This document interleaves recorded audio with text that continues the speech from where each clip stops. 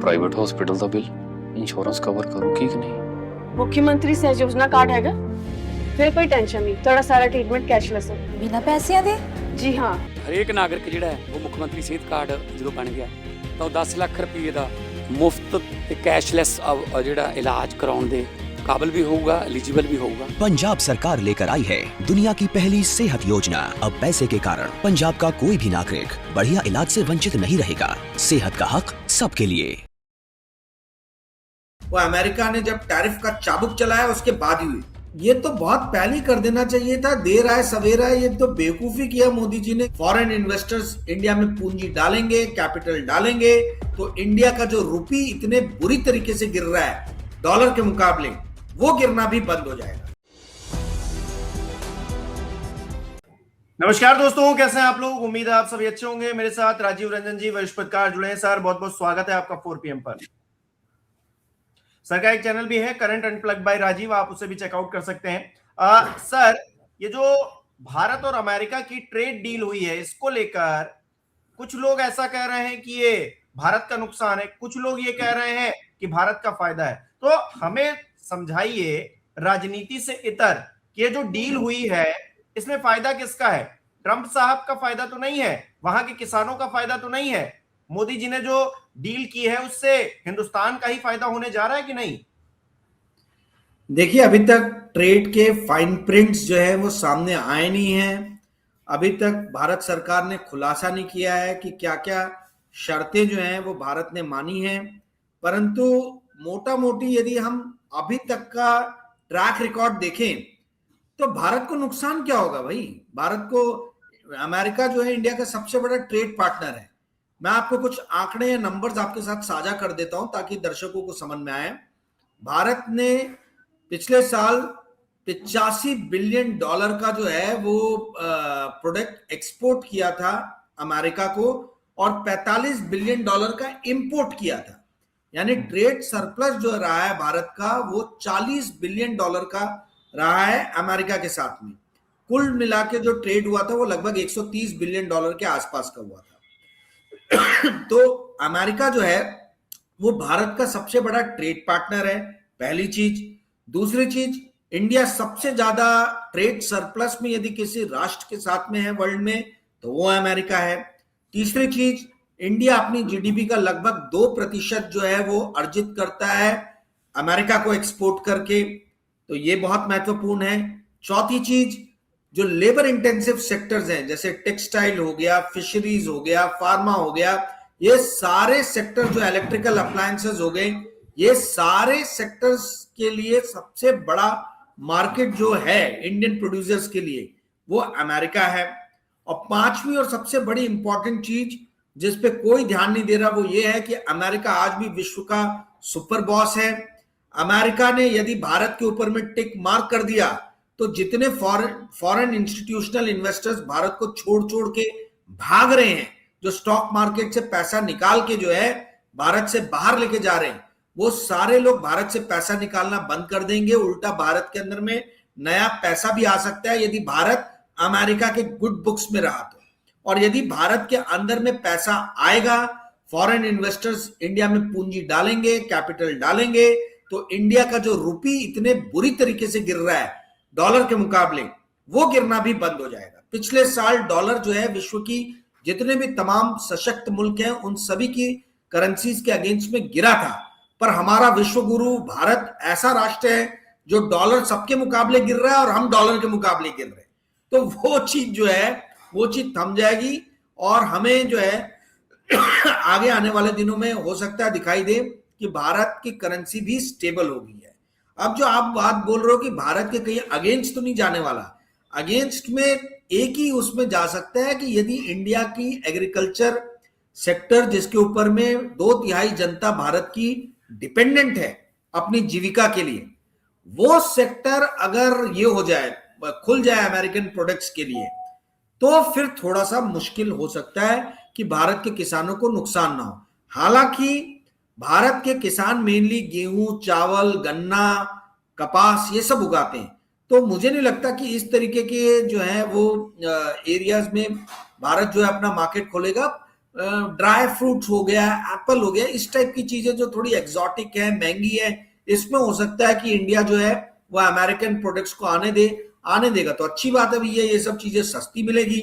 वैसे भी इंडिया में प्रोटीन की कमी है लोगों में, अगर अच्छे ड्राई फ्रूट्स आएंगे लोगों को प्रोटीन मिलेगा तो बहुत बढ़िया बात है। परंतु एग्रीकल्चर सेक्टर के अलावा मुझे नहीं दिखता कि कहीं भारत को बहुत ज्यादा मतलब लॉस की आशंका, उल्टा ये हमारे लिए विन विन ही है यदि हम अमेरिका के गुड बुक्स में आ जाते हैं और अमेरिका के साथ में भारत की ट्रेड डील हो जाती है तो।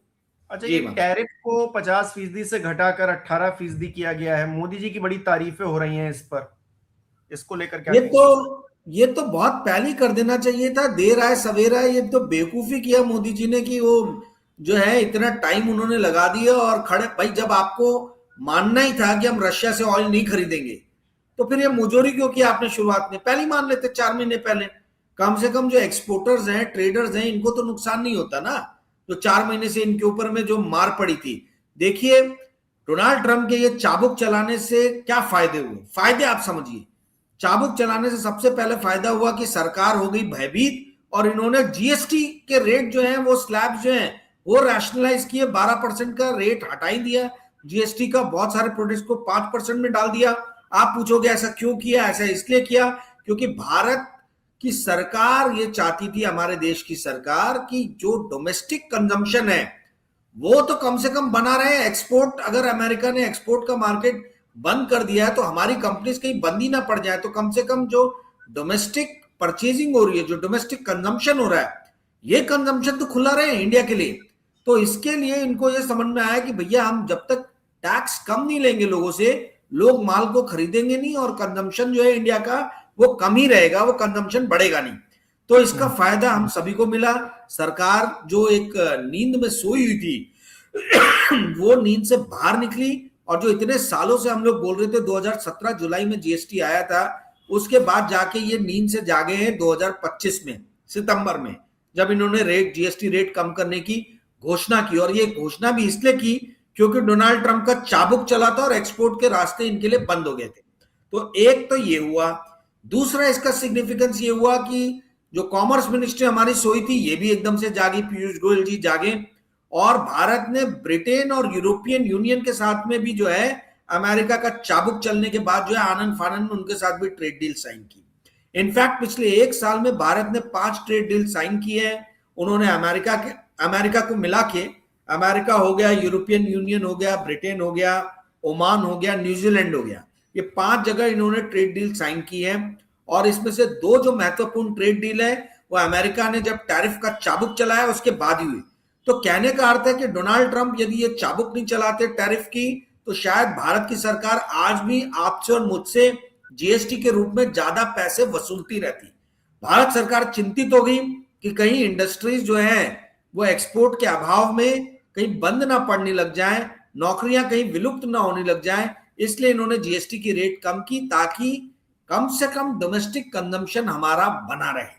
तो ये एक बहुत ही अच्छी चीज हो गई, जो सरकार आपसे मेरे से ज्यादा पैसे वसूल रही थी जीएसटी के माध्यम से, वो कहीं ना कहीं उसके ऊपर में एक ब्रेक लगा है। जी हिमांशु। अच्छा, राहुल गांधी तो बिल्कुल उलट कह रहे हैं। राहुल गांधी का आरोप है कि प्रधानमंत्री मोदी ने अमेरिका से ट्रेड डील करके देश को बेच दिया है और वो उनको कॉम्प्रोमाइज्ड पीएम बता रहे हैं। तो इसको किस तरह से, इन आरोपों को क्या राजनीतिक तौर पर ही देखा जाए सर? राहुल गांधी समझाए कैसे देश को बेच दिया? बेवकूफी वाली बात कर रहे हैं राहुल गांधी। भैया देखो, अमेरिका विश्व की महाशक्ति है। अमेरिका के साथ आप नहीं रहोगे तो आप कुछ, मनमोहन सिंह ने क्या किया था न्यूक्लियर डील में? देश को बेच दिया था क्या?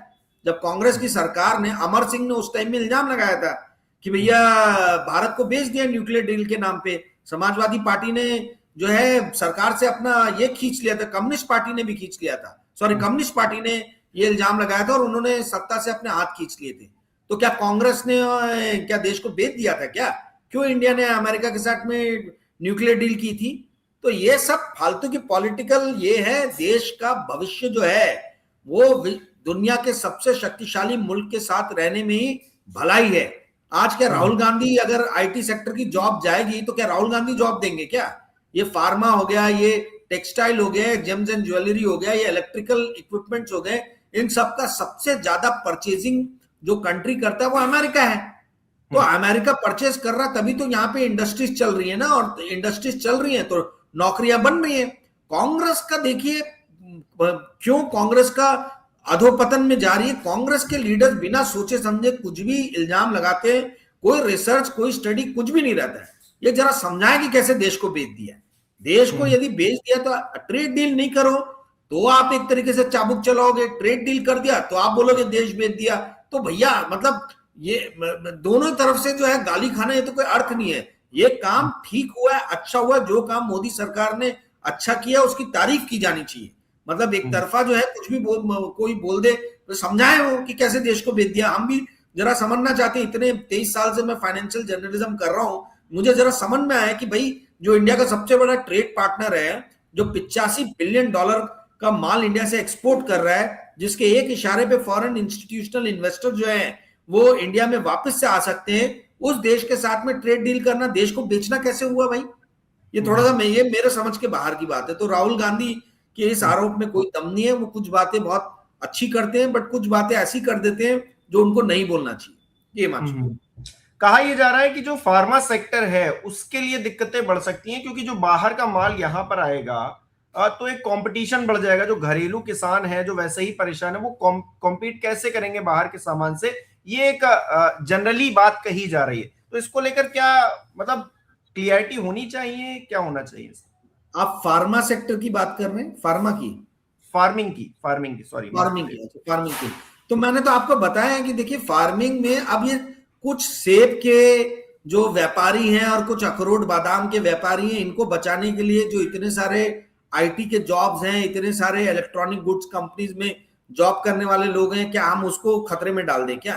भाई गिव एंड टेक होता है हर ट्रेड, उसमें कुछ आपको देना पड़ता है, कुछ आपको लेना पड़ता है, कुछ आप खोते हो कुछ आप पाते हो, ठीक है? तो आप सोचोगे कि भाई मैं ही पाऊं और अगले को कुछ ना मिले, तो बेवकूफी है ना, ये ऐसा होता तो नहीं है ना कभी भी। तो आपको ये समझने की जरूरत है कि भाई मैं जो पा रहा हूं, जो मैं खो रहा हूं, उससे ज्यादा है कि नहीं है। तो यदि पाने वाली स्थिति ज्यादा है तो फिर ठीक है, थोड़ा बहुत लूज भी हुआ, थोड़ा बहुत हमारा लॉस भी हो तो क्या दिक्कत है? आज भी तो इंडिया चाइना के ऊपर में पूरी तरीके से डिपेंडेंट है। हर चीज जो है हम चाइना से मंगाते, बिना ट्रेड डील किए हुए हम चाइना के उपनिवेश हो गए। तो जब चाइना से हम इतना माल बनाते हैं तो क्या कांग्रेस या राहुल गांधी बोलते हैं क्या कि भारत जो है चाइना के हाथों बिक गया है, चाइना का उपनिवेश हो गया है? देखिए विपक्षी पार्टियों को कंस्ट्रक्टिव क्रिटिसिज्म में विश्वास रखना चाहिए। ये इस तरीके का क्रिटिसिज्म करना जिसका कोई सर पैर नहीं है, ये मेरे समझ के बाहर का है। ना मेरे को भाजपा से कोई लेना देना है, ना मेरे को कांग्रेस से कोई लेना देना है, परंतु जो इस देश के अर्थशास्त्र के लिए अच्छा है, जो इस देश में नौकरियों को क्रिएट करने के लिए अपॉर्चुनिटीज प्रोवाइड हो सकती है, प्रदान की जा सकती है, उसका हमेशा समर्थन करना चाहिए। ये जो ट्रेड डील, अच्छा यूरोपियन यूनियन के साथ ट्रेड डील हुआ तो राहुल गांधी ने नहीं बोला कि इंडिया को बेच दिया है यूरोपियन यूनियन के हाथ में, या यूनाइटेड किंगडम के साथ हुआ तब नहीं राहुल गांधी ने बोला कि ब्रिटेन के हाथों में वापस से भारत को बेच दिया, भारत उपनिवेश वापस से बन गया ब्रिटेन का। तो ये स्टेटमेंट बिना सर पैर का देना, मैं आपको फिर से बोल रहा हूं कि एग्रीकल्चर प्रोड्यूस जो है उसमें जो मेनली इंडिया के किसान उगाते हैं, चावल हो गया, गेहूं हो गया, गन्ना हो गया, कपास हो गया, इस टाइप की चीजें जो है इसमें अमेरिकन मार्केट को नहीं खोलना चाहिए। पर सेब हो गया, अखरोट हो गया, ड्राई फ्रूट्स हो गए, ये यदि आ रहे हैं तो क्या बुरा है भाई? आपको मेरे को मिडिल क्लास फैमिली के लोगों को यदि सस्ते में मिलता है तो अच्छी बात है। कंज्यूमर के भी तो पॉइंट ऑफ व्यू से आपको कुछ सोचना होगा। कुछ आपको ड्राई फ्रूट्स के व्यापारियों को या एप्पल के व्यापारी या ऑरेंज के व्यापारियों को नुकसान हो सकता है, परंतु बहुसंख्यक जनता को इसका फायदा होगा। तो कहने का अर्थ है कि मुझे तो इसके अंदर में कुछ नेगेटिव दिख नहीं रहा, ये मुझे समझ में नहीं आता। आपने फार्मिंग की बात की, मैं फार्मा की बात करता हूं। इंडिया का टोटल फार्मा मार्केट जो है वो $60 बिलियन का है। $60 बिलियन की दवाइयां भारत बनाता है। $60 बिलियन में $30 बिलियन जो है वो इंडिया वर्ल्ड को एक्सपोर्ट करता है। इस $30 बिलियन में $10 बिलियन जो है वो अकेले अमेरिका को इंडिया एक्सपोर्ट करता है। $10 बिलियन का दवाइयां जो इंडिया अमेरिका को एक्सपोर्ट करता है। तो जब अमेरिका अपने मार्केट्स खोल रहा है, सिर्फ फार्मा ही नहीं, इलेक्ट्रिकल इक्विपमेंट जो है, इलेक्ट्रिकल मशीनरी जो है, इलेक्ट्रॉनिक्स मशीनरी, $16 बिलियन जो है अमेरिका इंडिया से एक्सपोर्ट करता है। जेम्स एंड ज्वेलरी में $10 बिलियन जो है वो अमेरिका इंडिया से जो है इंपोर्ट करता है, अमेरिका मंगाता है इंडिया से। तो जब अमेरिका अपना मार्केट खोले हुए तो भाई आप क्यों, मुझे नहीं समझ में आ रहा, आप क्यों नहीं मार्केट खोलोगे? आप सिर्फ अमेरिका से लेने के ही देखोगे, देना भी तो पड़ेगा ना आपको, कुछ एरिया, कुछ स्पेस अमेरिका के लिए छोड़ना पड़ेगा, अन्यथा अमेरिका क्यों आपके साथ में बिजनेस करेगा? आपको मैं बता दूं, दर्शकों को जान के आश्चर्य होगा कि 2000 से लेके 2025 के बीच में, यानी 25 साल में इंडिया ने ट्रेड सरप्लस अमेरिका के साथ में बना के $590 बिलियन कमाए। $590 बिलियन, आप सोचिए 2011 में जो इंडिया का टोटल एक्सपोर्ट अमेरिका को था वो एक्सपोर्ट बास्केट का 10% था। यानी इंडिया अगर मान लीजिए 100 रुपए की चीजें एक्सपोर्ट कर रहा है तो उसमें 10 रुपए अमेरिका को एक्सपोर्ट करता था।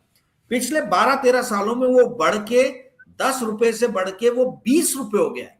तो अमेरिका इंडिया का सबसे बड़ा ट्रेडिंग पार्टनर है। 20% जो है इंडिया जो है वो अपना एक्सपोर्ट अमेरिका को करता है, यानी हर 5 में 1। तो इतने बड़े मुल्क के साथ आप पंगा लेके सरवाइव नहीं कर सकते। आप देखिए फॉरेन इंस्टीट्यूशनल इन्वेस्टर्स ने पिछले साल कितना पैसा भारत से निकाला, 1.5 लाख करोड़ के आसपास निकाला है। उसका कारण यह है कि हम अमेरिका के बैड बुक्स में आ गए थे। अमेरिका ने हमारे ऊपर पेनल्टी ठोकी थी 25% की, 50% का टैरिफ लग गया था, क्योंकि अमेरिका का यह मानना था कि रशिया जो यूक्रेन में जनसंहार कर रहा है उसमें चाइना और इंडिया जो है वो बहुत इंपॉर्टेंट रोल प्ले कर रहे हैं रशिया से ऑयल खरीद के। अब चाइना के ऊपर में तो अमेरिका की दादागिरी चल नहीं सकती है, क्योंकि चाइना उनके समकक्ष आ गया है, पर भारत अभी भी बहुत पीछे है। तो हमारे पास में 2 ही रास्ते, या तो हम दादागिरी बर्दाश्त करें या फिर हम चुपचाप बैठे रहें और नुकसान झेलते रहें और चाइना के उपनिवेश बन जाए। चाइना तो एक तरफ से माल डंप करता है इंडिया में, हमसे कुछ खरीदता तो है नहीं वो ज्यादा। तो हमारे पास में 2 ही रास्ते थे, या तो हम चाइना के उपनिवेश बन के जिए या हम अमेरिका के साथ में चले जाएं और अमेरिका के साथ में दोस्ती का हाथ बढ़ाएं। तो हमने अमेरिका के साथ में दोस्ती का हाथ बढ़ाया तो कुछ गलत काम नहीं किया, एकदम सही है मेरी नजर में। जी हिमांशु। अच्छा, ट्रम्प साहब ये भी कह रहे हैं कि भारत अब रूस से तेल खरीदना बंद कर देगा, वो ये ऐलान कर रहे हैं और सबसे पहले ट्रेड डील की घोषणा वही करते हैं। हमने ऑपरेशन सिंदूर के बाद भी यही देखा था कि ट्रम्प घोषणा कर रहे थे। तो कुछ लोग इस बात को लेकर सवाल खड़े कर रहे हैं कि हर चीज की घोषणा ट्रम्प ही करेंगे, आके ट्रम्प ही बताएंगे, या हम लोग भी पहले आगे बढ़कर कुछ जो है इनिशिएटिव लेंगे। नहीं, ये तो देखिए, मोदी जी तो जहां भी शक्तिशाली लोग रहते हैं वहां वो शांति रहते हैं। वो चीन और डोकलाम में जब हुआ था भारत चाइना का, हमने देखा था कि द्वंद्व, वहां पे भी कहां मोदी जी नजर आए थे या भारत सरकार कहां बहुत ज्यादा नजर आई थी।